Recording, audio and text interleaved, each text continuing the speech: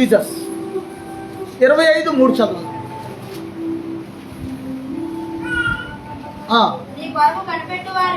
నీ కొరకు కనిపెట్టుకొని వారిలో ఎవ్వడనో సిగ్గునందడు. దేవునికి స్తోత్రం.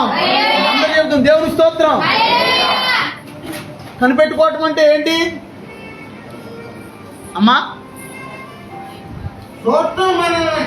కనిపెట్టుకోవటం అంటే ఏంటంటే ఎదురు చూడడం. దేవుని స్తోత్రం. ఆ రోమపత్రిక 5:5 ఏమనుందంటే ఈ నిరీక్షణ మనలను సిగ్గుపరచదు అని ఉంది. దేవుని స్తోత్రం. ఏ నిరీక్షణ?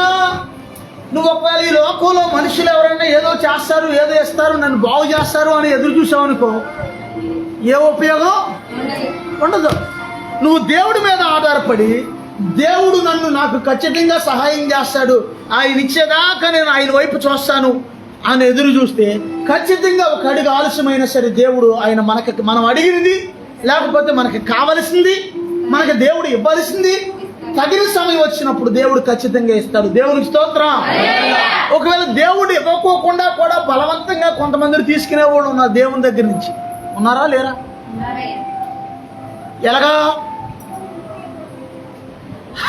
ఎలాగా బలవంతంగా కూడా తీసుకోవచ్చండి అయ్య గారు, దేవుడి దగ్గర తీసుకోవచ్చు.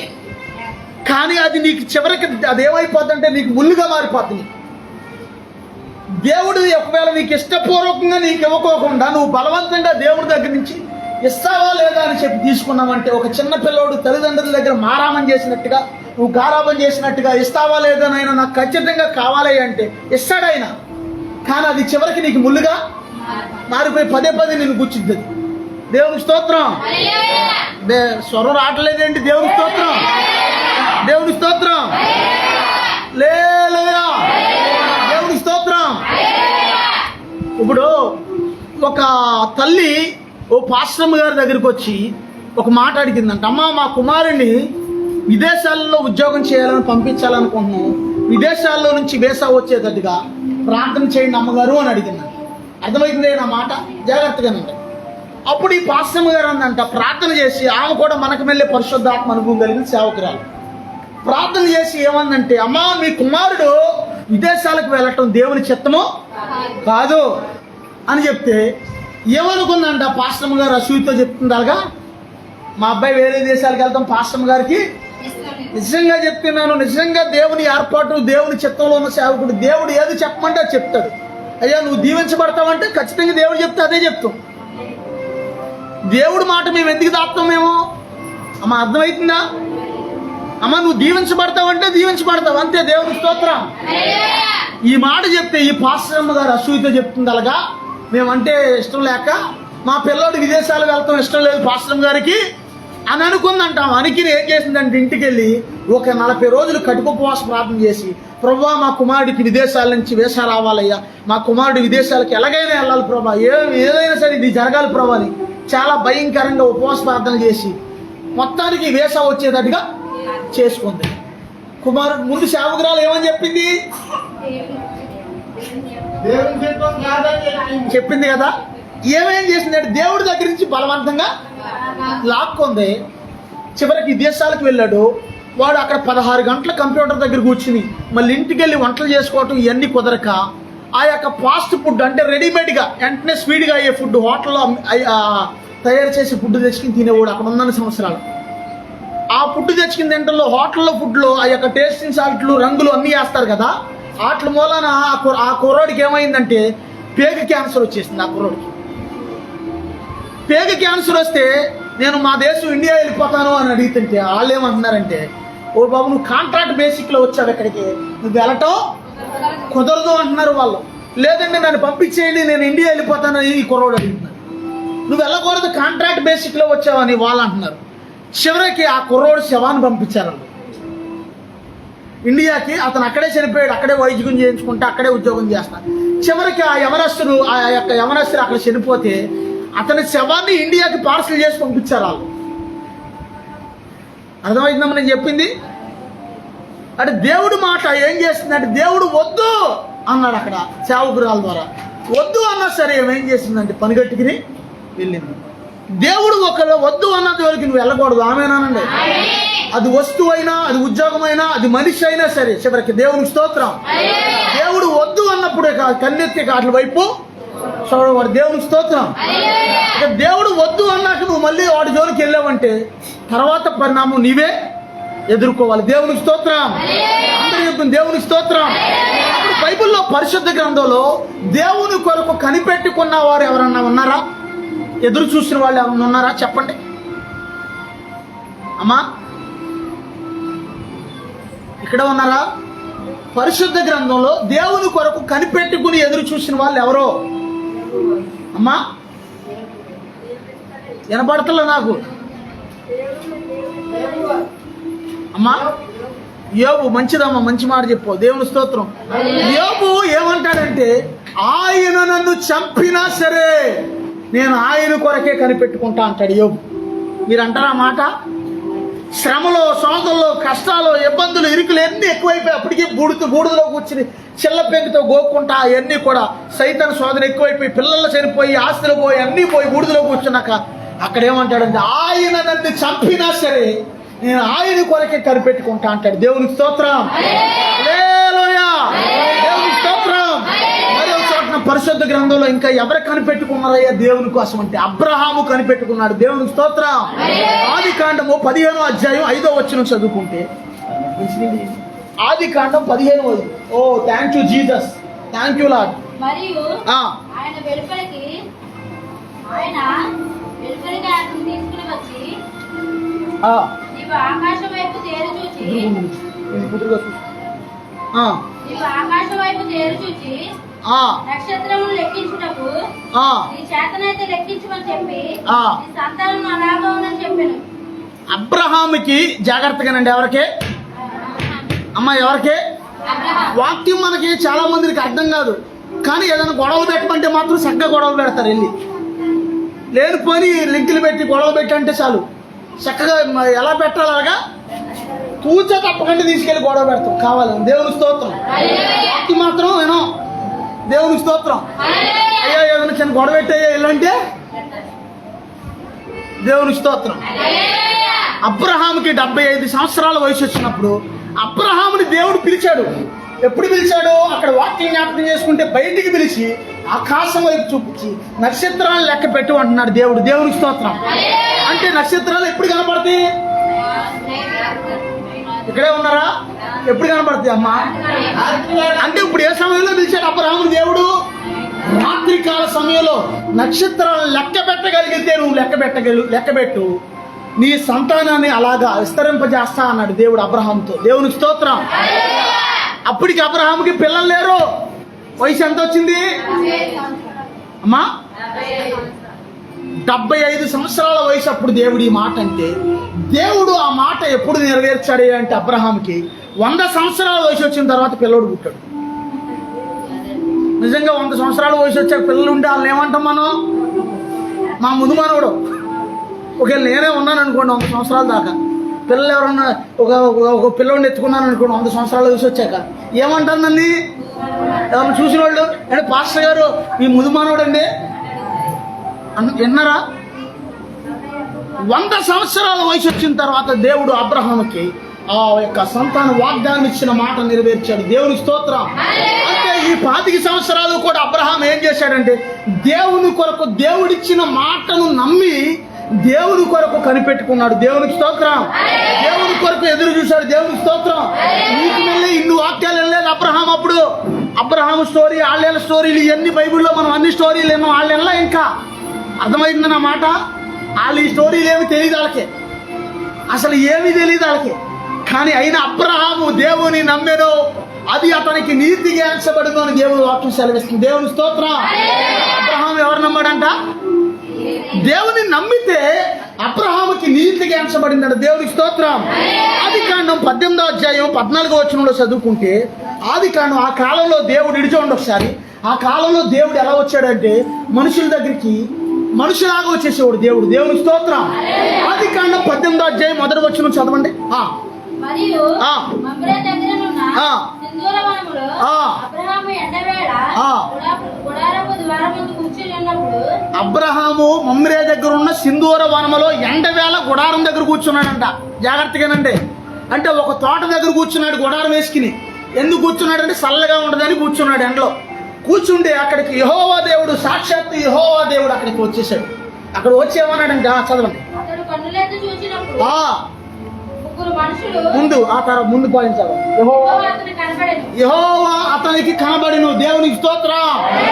ఆ తర్వాత అతడు కన్నులెత్తి చూచినప్పుడు అతడు కన్నులెత్తి చూచినప్పుడు మనుషులు అతని ఎదుట నిలబడి ఉండిరి.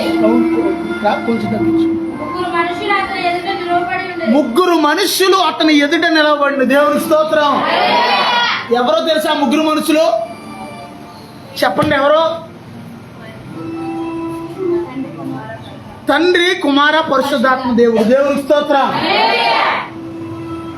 యేసు ప్రభు వారు ఆ దినాల్లో, భూమి మీద ఉన్న దినాల్లో యేసు ప్రభు వారిని పరిసయ్యులు, శాస్త్రులు ప్రశ్న వేశారు. ఏమని ప్రశ్న వేశారు? బాబు, నీ వయసు అంతా కలిపితే 50 సంవత్సరాలు లేదు, నువ్వు అబ్రహాం గురించి చెప్తున్నావేంటి?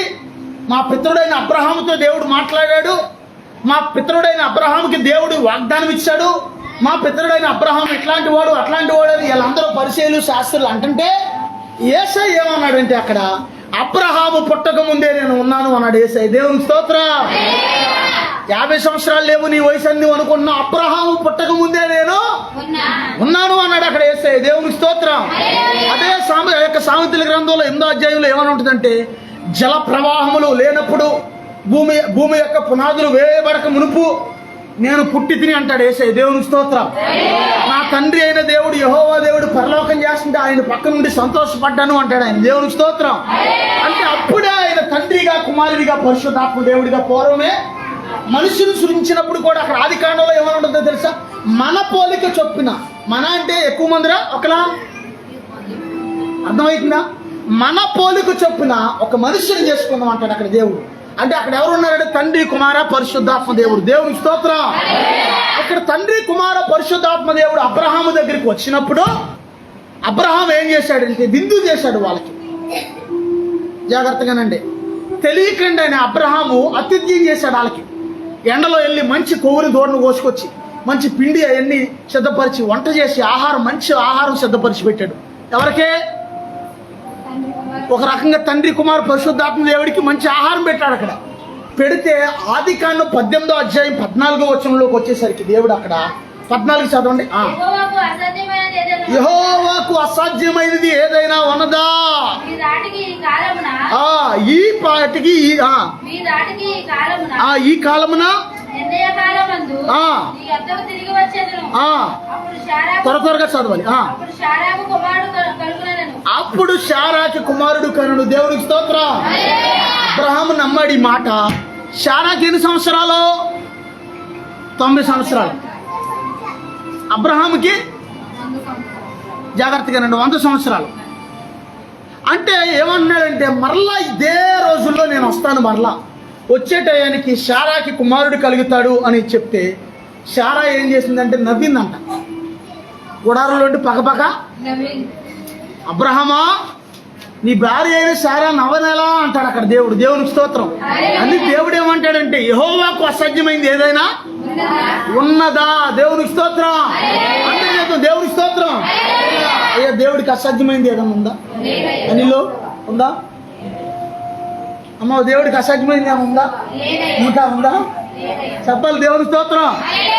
పిల్లలు కాబట్టి పిల్లల్ని అడుగుతున్నా. దేవునికి స్తోత్రం. దేవుడికి అసాధ్యమైంది ఏదైనా చేయగలడు యేసయ్య. ఆమేనండి. ఎప్పుడైనా చేయగలడు ఆయన. ఆమేనండి. ఎక్కడైనా చేయగలడు ఆయన. ఆమేనండి. దేవునికి స్తోత్రం. ఆయనకి అసాధ్యమైంది ఏదీ లేదు. దేవునికి స్తోత్రం. నమ్మితే ఏదైనా చేస్తాడు ఆయన. దేవునికి స్తోత్రం. నమ్మితే చాలు నీవు పొందుకుంటావు శక్తిని. యేసయ్య నామములో శక్తి ఉన్నదయ్యా. యేసయ్య నామములో ఉన్నదయ్యా. యేసయ్య నామములో ఉన్నదయ్యా. నమ్మితే చాలు నీవు.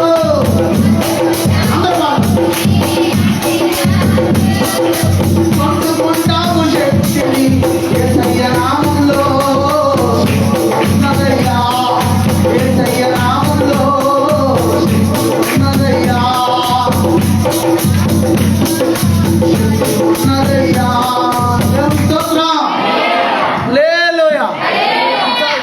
స్టార్టింగ్ ఏం చెప్పు, నువ్వు దేవుని కొరకు నీ కొరకు కనిపెట్టుకుని వారిలో ఎవ్వడో కూడా సిగ్గునొందరు అని చెప్పు, అంతే కదా. భక్తుడు ఈ మాట అంటున్నాడు, అయ్యా నీ కొరకు ప్రభా నీ కొరకు కనిపెట్టుకుని వారిలో ఎవరో సిగ్గునొందరయ్యా అని. దేవుని స్తోత్రం. యథార్థంగా జరిగిన ఒక సంఘటన చెప్తున్నాను, జాగ్రత్తగానండి.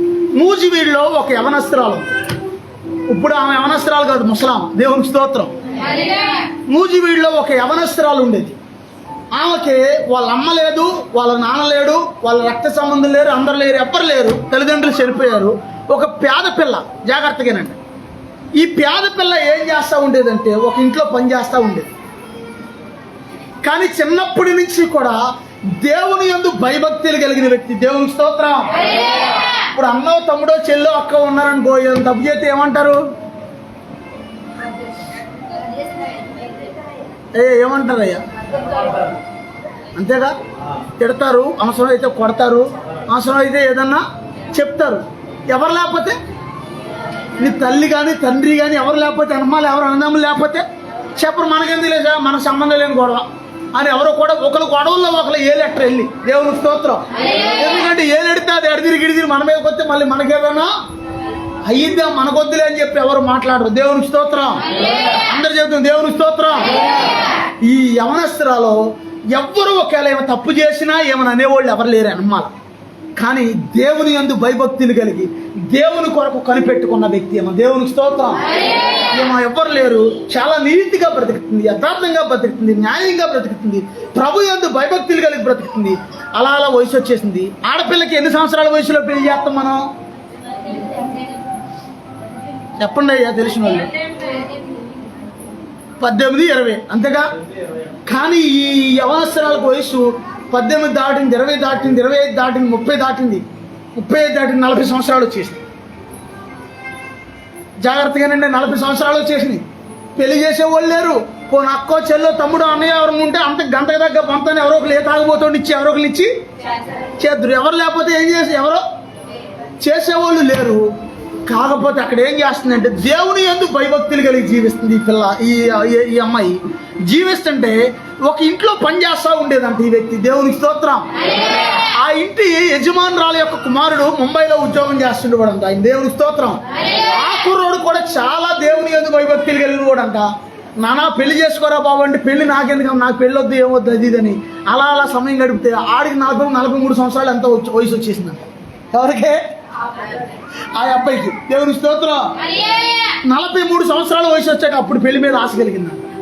ఇవన్నీ ఈ చాకరీ ఇవన్నీ నేను పడలేకపోతున్నాను, ఒక్కనే ఒక భార్య ఉంటే బాగుందును, మనకు ఏదైనా కొంచెం సపోర్ట్గా ఒంటరిగా ఉంటున్నాం, ఇబ్బంది అవుతుంది అని ఆలోచన వచ్చి ఏం చేశాడంటే, అప్పుడు దాకా పెళ్ళొద్దు అన్నవాడు అంత వయసు వచ్చాక అన్నాడు, అమ్మ నేను మంచి అమ్మాయి ఎవరైనా ఉంటే చూడమ్మా పెళ్లి చేసుకుంటాను అన్నాడంట వాళ్ళ అమ్మతో. దేవుని స్తోత్రం.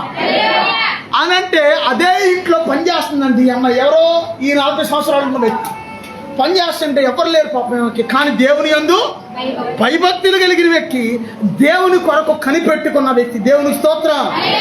ఏదో ఒక రోజు నా ప్రభు అయిన దేవుడు నా జీవితంలో మెరాకిలు చేస్తాడు అనే మైండ్ కలిగిన దేవుని స్తోత్రం. అయితే ఒక రోజున ఆ యొక్క పని అమ్మాయిని ఏమో అడుగుతుందంటే యజమానురాలు, అమ్మా నీకు మరి ఎవరు లేరా అంటే, ఎవరు లేరండి మా అమ్మగారు అందంట. అమ్మ మరి నీకు వివాహం చేస్తాను చేసుకుంటావా అని అడిగిందంట ముసలావిడ మామగారు.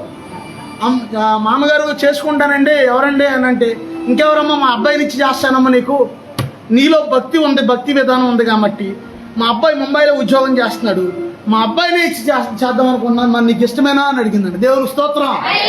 అడిగితే ఏమైందంటే అక్కడ వివాహం జరిపించి ఆ కుర్రోడు ఆ టయానికి తల్లి సంబంధం చూసింది, మాట్లాడాడు. ఆ అబ్బాయి వచ్చాడు ఆ టయానికి, వచ్చి వివాహం చేసుకుని ఈ అమ్మాయిని తీసుకుని ముంబై వెళ్ళిపోయాడు, అక్కడ ఉద్యోగం చేసుకుంటా. ఇక్కడ విశేషం ఏంటంటే పేద వ్యక్తి, డబ్బులు లేని వ్యక్తి, కూలి పని చేసుకునే వ్యక్తి ఈ వ్యక్తి. కానీ ఒక ప్రభు అయిన దేవుడి మీద ఆధారపడింది, దేవుని యందు భయభక్తులు కలిగి ఉంది కాబట్టి ఎంత టైం వచ్చినా సరే దేవుడు ఒకానొక టైం వచ్చేదాకా చూశాడు. ఆ టైం వచ్చాక దేవుడు ఏం చేశాడు? ఆమెనే కరెక్ట్గా క్యాచ్ చేయండి. ఏం చేశాడు? చెప్పాలి చెప్పాలి చెప్పాలి చెప్పాలి. దేవుని స్తోత్రం. క్యాచ్ చేయండి. గంట గొప్పల మీద నుంచి బేదల పైకెత్తివాడు మన ప్రభు అయిన యేసయ్య. దేవుని స్తోత్రం.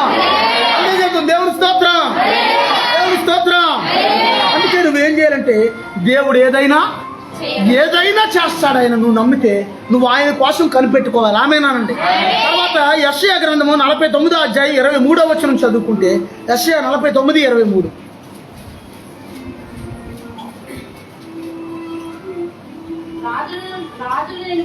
రాజులు నిన్ను పోషించు తండ్రులుగాను, వారు రాణులు నీకు పాలిచ్చు దాదులుగాను ఉండెదరు. దేవునికి స్తోత్రం. వాక్యం తెలియని వాళ్ళు అపార్థం చేసుకుంటారు. ఇది పోషించడం ఏంటి, పాలిచ్చే దాదులుగా ఉండటం ఏంటంటే, పాలిచ్చే దాదులుగా ఉండడం అంటే తల్లిలాగా పోషిస్తారని అర్థమైందా? మీకు అర్థం కావట్లేదా? ఒకసారి ఇంతవరకు ఒక 3-4 సంవత్సరాల క్రితం ఒక రోజున నా దగ్గర డబ్బులన్నీ అయిపోయినాయి. ప్రభువా సహాయం చేయనైనా నేను ప్రార్థన చేస్తున్నాను. దేవుడు ఏం చూపిస్తున్నాడంటే వాక్యం, రాజులు నీ యొద్దకు కానుకలు తీసుకుని వస్తారు అని చూపిస్తున్నాడు. దేవుని స్తోత్రం. ఎవరో అంటే మనం ఇప్పుడు ఏమనుకోవాలి? రాజుగారు వస్తారంటే కిరీటం పెట్టుకుని, రాజుగారు వచ్చి రాజుగారు డబ్బులు ఇస్తారంట అని ఎదురు చూడాలా? అంటే ఎవరు ఈ రాజు? దేవుడు చెప్పిన ఈ రాజులు ఎవరు అని ఎదురు చూస్తుంటే, ఆ సాయంకాలానికి ఒక సహోదరుడు వచ్చి 800 ఎంతో కానుకిచ్చాడు. దేవుని స్తోత్రం. అర్థమైంది? ఎవరు ఈ రాజులు? ఎవరమ్మా? ఇక్కడే ఉన్నారా? మీరే. దేవుని స్తోత్రం. మీరే ఆ రాజులు. యేసు ప్రభుని మనం అంగీకరించిన తర్వాత మనం రాజులైన యాజక సమూహంలో చేర్చబడ్డం. మనం దేవుని స్తోత్రం. యేసు ప్రభు రక్తంలో కడగబడిన మనం అందరం కూడా రాజులైన యాజక సమూహంలో చేర్చబడ్డం. దేవునికి స్తోత్రం. అందరికీ దేవుని స్తోత్రం. దేవుడు ఏమంటున్నాడంటే, రాజులు నిన్ను పోషించే తండ్రులుగాను, వారు రాణులు నీకు పాలిచ్చే దాదిలుగా ఉంటారు. దేవుని స్తోత్రం. ఈ కాలంలో దాదిని ఏమంటావు? ఈ కాలంలో ఆయా ఏం చేస్తే చీమిడి తెద్దే, ఆయా ఏం చేద్దే, అంతేగా. అంటే ఇక క్లియర్గా చెప్పాలంటే తల్లి తర్వాత తల్లి. ఆమెనండి. అర్థమైంది? అర్థం కాలేదా? ఇప్పుడు ఎవరో ఈ ఆయా, ఈ తల్లి? తల్లియో తండ్రియో నీవేనయ్యా, నన్ను పెంచే దాదివి నీవేనయ్యా. తల్లియో తండ్రియో నీవేనయ్యా, నన్ను పెంచే దాదివి నీవేనయ్యా. యేసు మాతో నీవుండగా అలసిపోలేదురా. యేసు మాతో నీవుండగా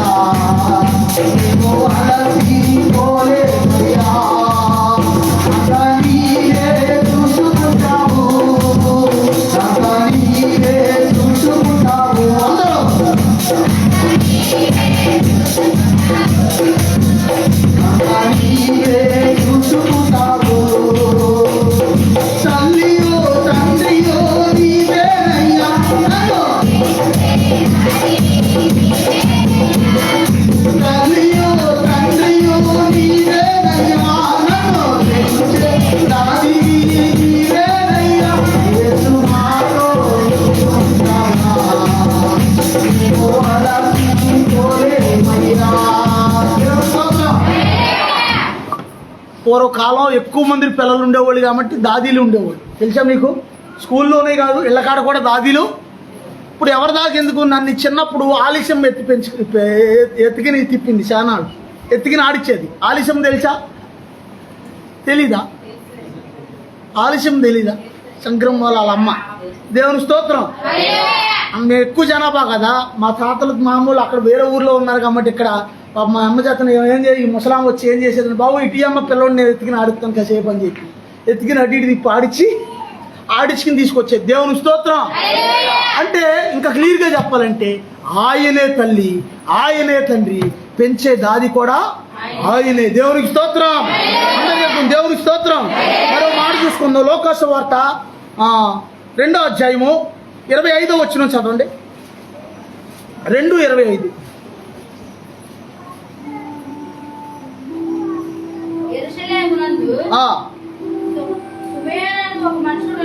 సుమోయేను అని ఒక మనుష్యుడు ఉన్నాడంటే యెరూషలేము దేవాలయంలో. జాగ్రత్తగానండి. పేరేంటంటే? ఏం పేరు? సుమోయేను. అందరికి టాటా సుమో తెలుసా అంటే ఏమంటాం?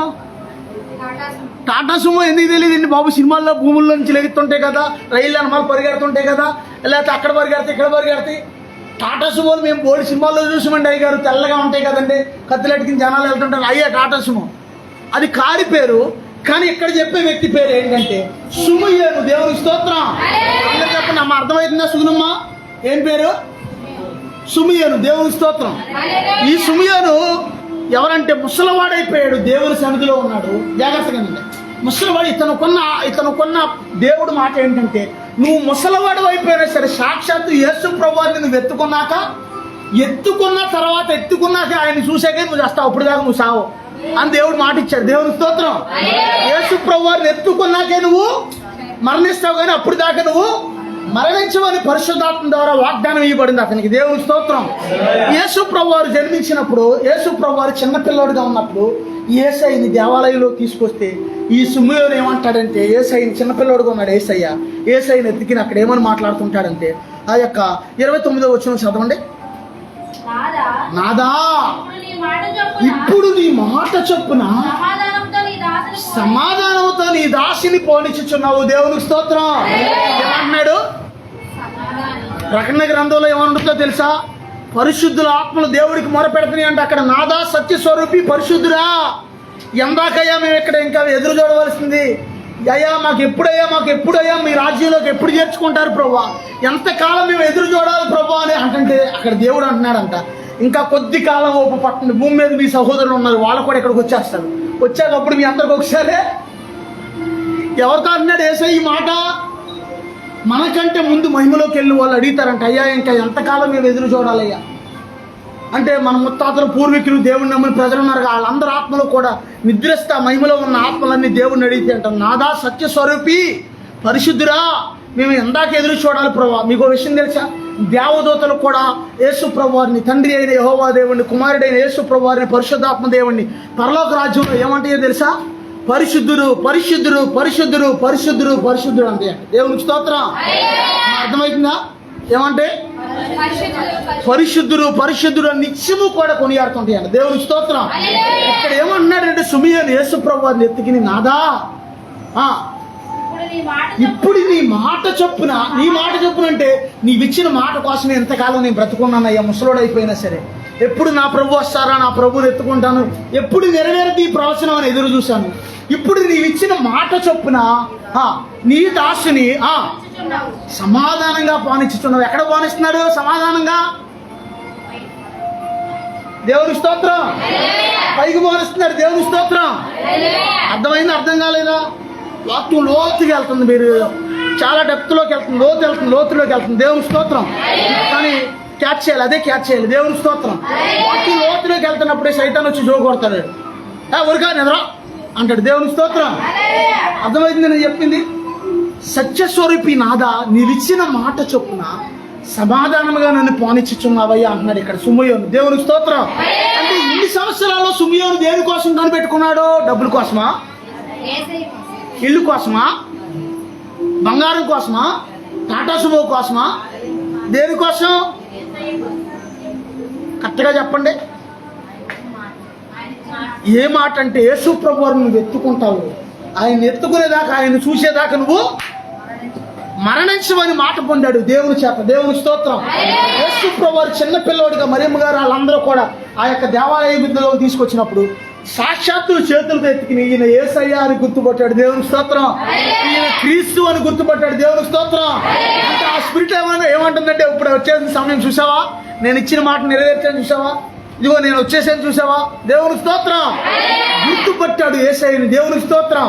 ఈ దినాల్లో కూడా చాలా మంది యేసు ప్రభువారిని గుర్తుపట్టలేని స్థితిలో ఉన్నారు చాలా మంది. ఎందుకు గుర్తుపడతలేదంటే వాళ్ళ మనోనేత్రము మూయబడింది, గుడ్డితనంలో ఉన్నారు వాళ్ళు. దేవుని స్తోత్రం.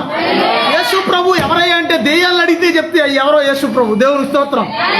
కానీ మనిషి ఎలా ఉన్నాడు? మధ్యించుకుపోయి మనోనేత్రం మూయబడి ప్రభు ఎవరో వాళ్ళకి తెలియట్లా. దేవుని స్తోత్రం.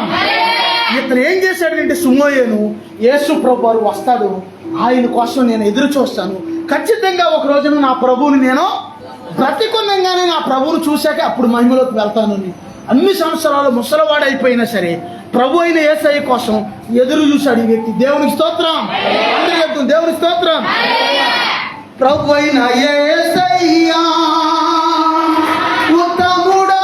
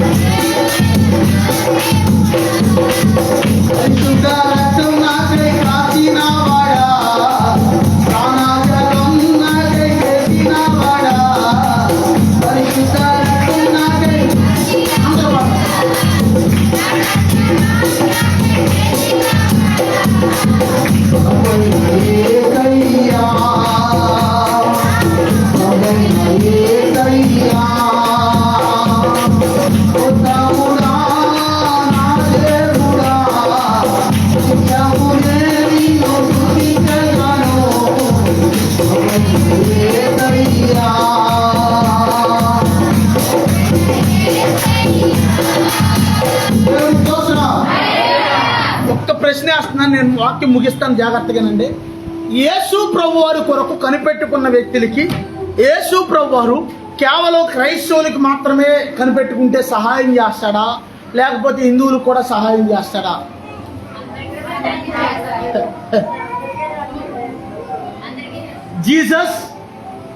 Jesus loves you. దేవుని స్తోత్రం. యేసు ప్రభు మిమ్మల్ని ప్రేమిస్తున్నాడు. ఆమేనా? యేసయ్య సృష్టిలో అందరి కోసం రక్తం కార్చాడు కాబట్టి అందరినీ ప్రేమిస్తున్నాడు ఆయన. ఆమేనా? Jesus loves you. దేవుని స్తోత్రం. అందరూ చెప్తాం దేవుని స్తోత్రం. ఎవరైనా సరే ప్రభు కొరకు కనిపెట్టుకుంటే ప్రభు నీకు ఖచ్చితంగా సహాయము చేస్తాడు. నీ సిగ్గును తొలగిస్తాడు, నీ నిందను తొలగిస్తాడు, నీ అవమానాన్ని తొలగిస్తాడు. తొలగించడమే కాకుండా రెట్టింపు ఘనతను కూడా దేవుడు ఇస్తాడు. దేవుని స్తోత్రం. అందరూ చెప్తాం దేవుని స్తోత్రం. చాలా మంది అక్కడక్కడ అడుగుతుంటారు, పాస్టర్ గారు కొంచెం మీ యేసు బాబు దగ్గర కొంచెం మా కోసం ప్రార్థన చేయండి బాబు. ఎవరనేది? కొంచెం మీ యేసు బాబు దగ్గర మా సమస్యల కోసం ప్రార్థన చేయండి బాబు, మా సమస్యలు పోతలేదండి పాస్టర్ గారు అంటుంటారు. ఎవరో? నేనంటాను అలాగేనమ్మా చేస్తానని, నిజంగానే ప్రార్థన చేస్తాను. ఎందుకంటే మరి అడిగినప్పుడు ఖచ్చితంగా చేయాలి. దేవుని స్తోత్రం. ఆఖరిగా ఈ ఉపమానం చెప్పి నేను ముగిస్తానండి. విజయవాడకి దగ్గరలో ఒక సిటీలో ఒక ఆయన బాగా ఊరి నిండా అప్పులు చేసేసి అప్పులు కట్టలేకపోతే ఆయన్ని ఆయన భార్యని చెట్టు కట్టేసుకుంటారు. అమ్మాయి అంటున్నారా? అప్పులు కట్టకపోతే ఏం చేస్తారు? పడతారా? అలాగని ఇప్పుడు ఎవరన్నా అలా ఇల్లు కట్టేవారు ఇంకేం ఉండదు. ఎవరైనా చిన్న కంప్లైంట్ చేస్తే వచ్చేస్తారు వాళ్ళు. ఎవరు? ఇదివరకు రోజులు కాదు ఇవి. అమ్మ డబ్బులు ఇకపోతే చెట్టుకి కట్టేస్తాం, లేకపోతేనేమో ఏంటి లేకపోతే మా యొక్క విధానంలో నుంచి వెలివేస్తాం. ఈ రోజులు పోయినాయి. దేవునికి స్తోత్రం. చిన్న కంప్లైంట్ కలెక్టర్ దగ్గరికి వెళ్ళిందంటే పొలం మంది దిగిపోతారు వచ్చి. ఎవడరాడు వెలివేసేది? ఎవడరా ఇక్కడ పెదరాయుడు? ఎవడరా? దేవుని స్తోత్రం. పెదరాయుడికి పడుతుంది ముందు దోషు. దేవుని స్తోత్రం. హల్లెలూయా. ఈ యొక్క వృద్ధుల్ని ఇద్దరిని కూడా, ఈ ఇద్దరు వ్యక్తుల్ని అప్పులు చేశారని పూర్వం జరిగిన సంఘటన. చెట్టుకి కట్టేసి కొడితే అవమానం వస్తే అవమానం భరించలేక వాళ్ళు అక్కడి నుంచి ఆ ఊరు నుంచి విజయవాడ సిటీకి వచ్చేసి అక్కడ బతుకుతా ఉన్నారు వీళ్ళిద్దరు భార్య భర్తలు. జాగ్రత్తగానండి. బతుకు తెరువు కోసం ఏదో పని చేయాలిగా. అమ్మ చేయాలా వద్దా? మా నాన్నగారు అనేవాడు, కూర్చుని తింటే కొండలైనా కరిగిపోతాయిరా, ఒళ్ళు పెంచడం కాదురా కష్టపడరా అని తిట్టేవాడు అప్పుడు. దేవుని స్తోత్రం. ఒళ్ళు పెంచడం కాదురా కష్టపడి అని తిడుతుండేవాడు మా నాన్నగారు కాబట్టి నన్ను అనేవాడు. దేవుని స్తోత్రం. అయితే ఏం జరిగిందంటే కష్టపడి బతుకు తెరుచి ఏదో ఒకటి చేయాలని చెప్పి బేసినీలో జిలేబీ వేసుకుని బేసినీలో జిలేబీ అమ్ముకుంటుంటే అక్కడ మెల్లిగా జిలేబీ అమ్ముకుంటున్నప్పుడు మీలాంటి వాళ్ళు ఎవరో ఒకరు వెళ్ళి వాళ్ళ దగ్గరికి జాగ్రత్తగానండి యేసు ప్రభు గురించి చెప్పారంటే ఎవరో ఒకరు. దేవునికి స్తోత్రం. నీలాంటి వాళ్ళు అనుకోండి, యేసయ్య నమ్ముకుంటే మీకు బాగుంటుందండి కోటయ్య గారు, మీకు చాలా బాగుంటుంది, మీ పరిస్థితులు మారిపోతే దేవుడు మిమ్మల్ని దీవిస్తాడు, మీ సమస్యలన్నీ పోతాయి, మీ అప్పులు పోతే దేవుడు మీకు మారు మనసుని ఇస్తాడు, రక్షణ ఇస్తాడు, ఇవన్నీ చెప్తే వాళ్ళు ప్రభువుని నమ్మి వాళ్ళు ఏం చేశారంటే ప్రభు నంది శ్వాసం ఉంచి దేవుని కొరకు కనిపెట్టుకుంటా దేవుని సంధికి ప్రార్థనకి వెళతా దేవుళ్ళే శ్వాసంగా ఎదుగుతున్నారంటే ఈ కోటయ్య గారి కుటుంబం. దేవుని స్తోత్రం. మెల్లిగా జిలేబీ వ్యాపారాన్ని దేవుడు దీవించాడు. ఏ ఫంక్షన్ జరిగినా చాలా చోట్ల కోటయ్య గారి జిలేబీ ఉందా అని అడిగేవాళ్ళు. జిలేబీకి ఏం పేరు వచ్చింది? అంత ఫేమస్ అయిపోయింది అది. తర్వాత చిన్న హోటల్ పెట్టుకుంటే దేవుడు ఆ హోటల్ను కూడా దీవించాడు. దేవుని స్తోత్రం. తర్వాత ఒక హోటల్ 10 హోటల్ అయింది. 10 హోటల్ అయితే అప్పుడు ఏం చేశాడంటే ప్రతి హోటల్లో మేనేజర్లు పెట్టేసి ఎక్కడో కంప్యూటర్ దగ్గర ఉండి చూసుకుంటాడంటే ఈయన. కరెక్ట్గా ఆదివారం వచ్చిందంటే జాగ్రత్తగా ఆదివారం వచ్చిందంటే ఆదివారం రోజున ఆ యొక్క కొన్ని లక్షల రూపాయల బిజినెస్ జరిగిద్దంట 10 హోటల్లో. కానీ ఏమంటారంటే ఆదివారం రోజున మీరు ఎవ్వరూ కూడా అసలు పనికి రావక్కర్లేదు, ఆదివారం రోజున మీరు అందరూ చర్చికి వెళ్ళిపోండి అని చెప్పి ఆయన కూడా ఆ హోటల్ తెరవకోకుండా ఆదివారం వచ్చిందంటే చర్చికి వెళ్ళిపోతాడంట ఆయన. దేవుని స్తోత్రం. అంతేకాకుండా ప్రతి సంవత్సరము కూడా ఆయన ఒక్కడే 10 లక్షలు ఖర్చు పెట్టి మీటింగ్ పెట్టిస్తారంట ఆ పాస్టర్ గారితో. దేవుని స్తోత్రం. ఏంటంటే ఎందుకంటే దేవుడు కోసం కనిపెట్టుకున్నాడు కాబట్టి దేవుడు ఏం చేశాడు? ఈ బిడ్డనే అంచెలంచెలుగా దీవించాడు. దేవుని స్తోత్రం. అందుకే దేవుడు ఏం చేస్తాడంటే ఆయన బిడ్డల్ని 30 60 100 దీవిస్తాడు. దేవుని స్తోత్రం. నీ నమ్మకత్వాన్ని బట్టి నేను దేవుడు ఏం చేస్తాడంటే 30 60 100 అంచెలంచెలుగా దేవుడు దీవిస్తా ఉంటాడు. ఇస్సాకు గురించి బైబిల్ ఏమని ఉంటుందంటే ఇస్సాకు ఆ సంవత్సరం విత్తనం వేసి క్రమక్రమంగా నూరంతలుగా దీవించబడ్డాడు అని ఉంటుంది. దేవుని స్తోత్రం. దేవుడు ఆయన ప్రజలమైన మనల్ని ఏం చేస్తాడంటే క్రమక్రమంగా దేవుడు దీవిస్తాడు. మనం ఏం చేయాలంటే దేవుని కోసం కనిపెట్టుకోవాలి. దేవుని స్తోత్రం. దేవుని కొరకు మనం ఎదురు చూడాలి. దేవుని స్తోత్రం. ఒకవేళ మనుషుల కోసం ఎదురు చూసాం అనుకోండి, ఒకవేళ మనుషుల్ని నమ్మి నువ్వేమన్నా చేసావు అనుకోండి, నీ మీద బండ అద్దొచ్చి. అర్థమైంది? అర్థం కాలేదా? నేను చిన్నతనంలో మా ఫ్రెండ్ ఒకడు రెడ్డి గారు, నువ్వు తెలుసుగా మీ అందరికీ, రెడ్డి గారు నువ్వు దగ్గర నువ్వు ఈతగానే వెళ్తాడు అన్నాడు. దోకరా నేను పట్టుకుంటాను రా దోకరా. నాకేమో ఈత రావుతున్నాం, పెద్ద రూయి కదా, అది అది పెద్దగా ఉంటుంది కదా. నేను చల్లని దూకాను అందులో. ఏమన్నాడు వీడు? పట్టుకోలే వీడు నిలువేత కొట్టుకుంటే పక్కన దారుణ ఉన్నాడు. మునిగిపోయాను నేను. మునిగి లేచాను ముందు, తర్వాత మళ్ళీ మునిగిపోతుంటే ఎవరో ఒకప్పుడు ఒక ఆయన ఒక మాట అన్నాడు, అరుడు ఎవరైనా సరే నీళ్ళలో మునిగిపోయేటప్పుడు కాళ్ళు సైకిల్ దొక్కినట్టు దొక్కి చేతులు ఎలా అంటే పైకి వచ్చేస్తారు, అదే ఈత అన్నాడు. దేవుని స్తోత్రం. అప్పుడు గుర్తొచ్చింది ఇది ఎప్పుడు పోయేటప్పుడు. దేవుని స్తోత్రం. అప్పుడు వెంటనే కాళ్ళు సైకిల్ దొక్కినట్టు దొక్కుతా చేతులు ఎలా అంటే ఈత వచ్చేసింది. దేవుని స్తోత్రం. అంటే ఈ మాట ఎందుకు చెప్తున్నాను? ఒకవేళ నువ్వు మనుషుల కోసం కనిపెట్టుకున్నావు అనుకోండి, ఇలాగే ఉంటుంది. మనుషులు ఏమంటారు, నీకు ఎందుకురా నేను ఉన్నాను వెళ్ళు అంటారు. నేను నుసుకొలిపి ఎవరికి పంపించి వాళ్ళు పారిపోతారు. దేవుని స్తోత్రం. అప్పుడు ఎవరికి పడుతుంది దెబ్బ? ఎవరికి పడుతుంది? ఎవరైతే ఉసుగొలిపి పంపిస్తారో వాళ్ళకి కాదు, కానీ వెళ్ళేవాడికి పడుతుంది. ముందు ఎదరికి వెళ్ళినోడికి పడుతుంది వాడికి. దేవునికి స్తోత్రం. అందుకే ఎవరన్నా ఏదన్నా నీకు కొంచెం కియ్యిచ్చి నువ్వు అంతటోడివి, నువ్వు ఎంత దానివి, నువ్వు వస్తాదివి, నీకేం పర్లేదు, నువ్వు వెళ్ళు నేను చూసుకుంటావు అన్నారనుకోండి, నమ్మకోకండి, నమ్మరే అవుట్ అయిపోతారు. దేవుని స్తోత్రం. అందుకే మనం ఏం చేయాలంటే దేవుణ్ణే మనం నమ్మాలి, కానీ ఏ మాటలు పడితే ఆ మాటలు గాలి మాటలు నమ్మకూడదు. దేవుని స్తోత్రం. దేవుని మాట శక్తి కలిగిన వాడు ఆయన. ఆమేనండి. కానా వివాహంలో ద్రాక్షారసం అంతా అయిపోయినప్పుడు యేసు ప్రభువారితో ఒక్క మాట చెప్పింది తల్లి వచ్చి. వెంటనే యేసయ్య ఏమన్నాడు? అక్కడ వెంటనే ఆయన అద్భుతం చేసి చూపించాడు. దేవునికి స్తోత్రం. అలాగే నువ్వు ప్రభువుని నమ్మితే ప్రభు ఏం చేస్తాడంటే, ప్రభువుని నమ్మి ప్రభు కోసం నువ్వు కనిపెట్టుకుంటే, నువ్వు దేని కొరకు కనిపెట్టుకుంటున్నావు ఆ విషయంలో దేవుడు నీకు అద్భుతము జరిగిస్తారు. దేవుడి కొద్ది మాటలు దీవించును గాక. ప్రార్థన చేసుకుందాం ప్రభు సన్నిధిలో. ప్రార్థన చేసుకుందాం. ప్రియమైన తల్లి, ప్రియమైన చెల్లి, ప్రియమైన సహోదరుడా, నువ్వు ఒకవేళ మనుషులు కొరకు కనిపెట్టుకుంటే నువ్వు అవమానించబడతావు, నిందించబడతావు. ఇదిగో మనుషుల కొరకు నువ్వు కనిపెట్టుకుంటే నువ్వు మోసపోతావు. దేవుడు మాట్లాడుతున్నాడు. ఇదిగో ప్రియమైన తల్లి, ప్రియమైన చెల్లి, ప్రియమైన సహోదరుడా, ఇదిగో దేవుని సన్నిధిలో నువ్వు దేవుని కొరకు కనిపెట్టుకుంటే దేవుడు నీకు సహాయం చేస్తాడు. ఇదిగో నూజివీడిలో ఉన్న ఆ వ్యక్తి, ఇదిగో తల్లి లేదు, తండ్రి లేడు, ఎవ్వరూ లేకపోయినా దేవుని యందు భయభక్తులు కలిగి, ఇదిగో నీతిగా ఉండి, నిజాయితీగా ఉండి, యథార్థంగా ఉండి, ఇదిగో దేవుని కోసం కనిపెట్టుకుంటా ఉంది. ఉన్నప్పుడు ఇదిగో దేవుడు విడిచిపెట్టలేదు.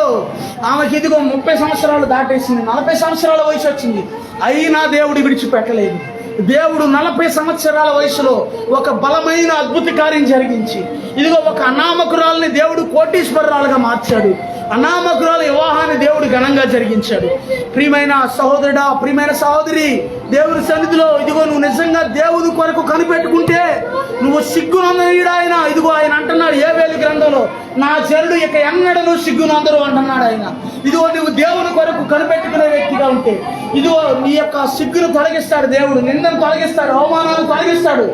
దేవుని సముఖంలో ఇదిగో రెట్టింపు ఘనతను ఆయన ఇస్తాడు. ప్రభా నీకు వందనాలయ్యా, ప్రభా నీకు స్తోత్రాలయ్యా. నా యేసయ్యా ఎల్లప్పుడూ ప్రభా అయ్యా నీ కొరకు కనిపెట్టుకునే వ్యక్తిగా నన్ను చేయను అయ్యా. ఎల్లప్పుడూ నీ కొరకు కనిపెట్టుకునే వ్యక్తిగా నన్ను చేయను అయ్యా. పేద వ్యక్తి ఎలాగైతే నీ కొరకు కనిపెట్టుకుందో నాయన, ఇదిగో దాసి కన్నులు, దాసుల కన్నులు తమ యజమాని చేతి తట్టు కనిపెట్టుకున్నట్లు ఇదిగో మన దేవుడైన యెహోవా మనల్ని కనికరించే వరకు ఆయన వైపు మన కన్నులు చూడాలి. ప్రభా నీ కొరకే కనిపెడుతున్నానయ్యా. ప్రభా నన్ను జ్ఞాపకం చేసుకోనైనా, నోరు తెరవండి. ప్రభా నా కుటుంబాన్ని జ్ఞాపకం చేసుకోనైనా అయ్యా. ఇదిగోనైనా నా ప్రభా నీ కొరకు కనిపెట్టుకునే వారిలో ఎవ్వరూ సిగ్గునందరూ అని చెప్పావు కదయ్యా. అయ్యా నీకు వందనాలయ్యా, అయ్యా నీకు స్తోత్రాలయ్యా అని ప్రార్థన చేసుకుందాం.